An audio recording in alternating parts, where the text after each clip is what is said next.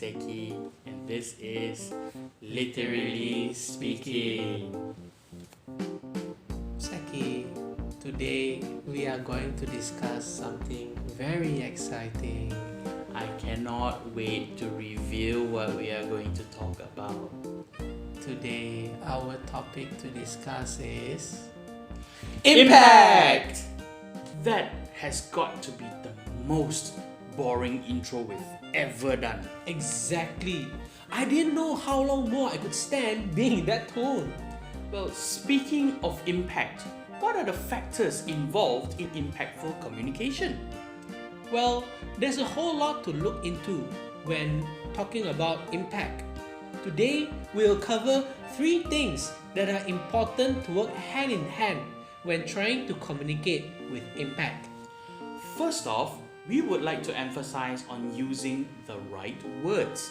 There are many ways to convey a message, but the words we use may dictate the tone and manner in which we would like to portray. Take an example. You would like to tell little Timmy not to play on the streets. You can choose to say, Timmy, it is very dangerous to play on the streets. There are many cars moving about. or you can choose to say, Timmy, if you play on the streets, one of the cars will hit you and you'll be flattened like roadkill. If you noticed, the words used in the first statement was more precautionary with a sense of concern.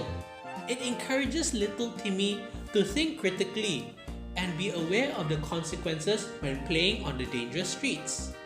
On the other hand, the second statement was more threatening, setting conditions, consequential, and we managed to see a glimpse of Ben's mind. How sadistic, how dark, and how demented. Secondly, the right words need the right attitude to go along with it. And nothing represents attitude better than the use of voice.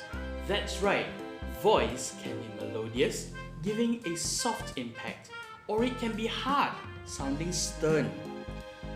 The voice is versatile and just by sound itself can represent an emotion even without looking at you. Let's take for example, let's assume you would like to express pain. This is hurting me so bad. Or you can choose to say it like this. This is hurting me so bad. We all know which is the right response to give. Thirdly, using the right words and the voice may get your message across clearly, but it can be further enhanced with basic gestures. The most common form of gesture is expression. The face nuances preempts the audience on the intended message even before it is conveyed to the audience. To give you an idea on how a simple word can convey different moods and feel with the right voice and expression, let's conduct a simple exercise.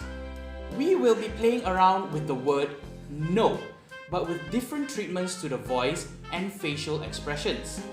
Ben will be demonstrating while I read out the intended emotion to convey.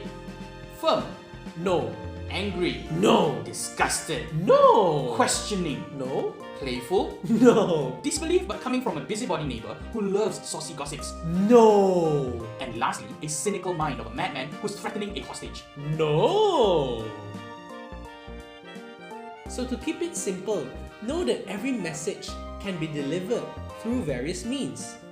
But if you want to deliver your message with greater effect, remember these 3 tips and you'll be able to get your message across with impact. Number 1, use the right words.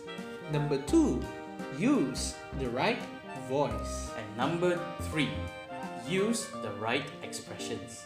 We hope you can apply what you've learned to add more impact to your message and for people to understand your intentions more appropriately. other than discovering the surface of Ben's dark side, it was definitely a fun episode to work and discuss on.